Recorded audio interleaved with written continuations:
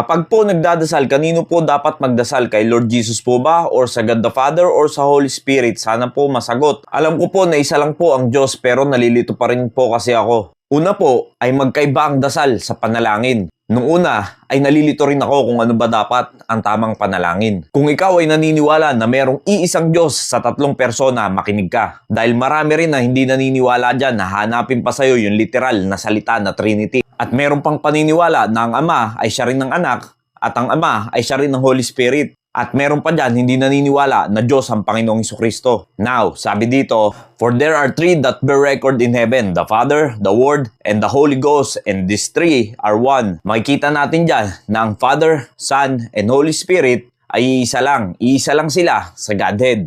Hindi yung interpretasyon dyan na ang Ama ay siya rin ng Anak at ang Holy Spirit. Now, bigyan natin ng kalinawan yung kalituhan pagdating sa panalangin. Kung kanino ba dapat natin ina-address ang panalangin. After this manner, therefore, pray ye, Our Father which art in heaven, hallowed be thy name. Sa pasimula ng panalangin, yan yung itinuro ng Panginoong Jesucristo na naka-address sa Ama yung prayer. Hanggang verse 13, makikita natin dyan yung nilalaman ng panalangin. At dyan din natin nilalagay yung mga sarili-sarili nating panalangin. Now, nag-iisip ka ba kung paano naman si Jesus Christ at ang Holy Spirit? Likewise, the Spirit also helpeth our infirmities, for we know not what we should pray for as we ought, but the Spirit itself maketh intercession for us with groanings which cannot be uttered. Yun pala ang ginagampanan ng Holy Spirit pag tayo ay nananalangin. Dahil sinasabi dyan na tayo ay hindi tayo marunong manalangin ng nararapat. Kaya andyan ng Holy Spirit handang gumabay sa atin sa panalangin. Dahil tatandaan nyo, pag tayo ay ligtas na, mananahan na ang banal na spirito sa atin. At siya ngayon yung tumutulong sa atin para makapanalangin tayo ng nararapat.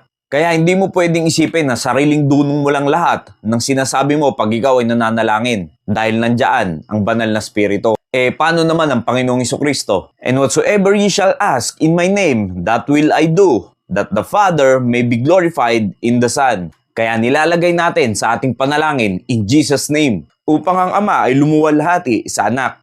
For there is one God and one mediator between God and men, the man Christ Jesus. Ang Panginoong Jesucristo ang namamagitan sa Diyos at sa atin. Siya yung naging tulay natin para tayo ay magkaroon ng koneksyon sa Diyos at pagdating sa ating panalangin. Kaya kung iniisip nyo na meron lang dapat isang tao na mananalangin sa inyo, ay mali po yun. Dahil sa Panginoong Jesucristo, nagkaroon na tayo ng access sa Ama. At pwede na tayong manalangin ng sarili lang natin.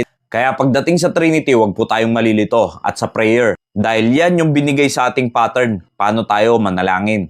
Sana naging malinaw po. Maraming salamat and God bless you all.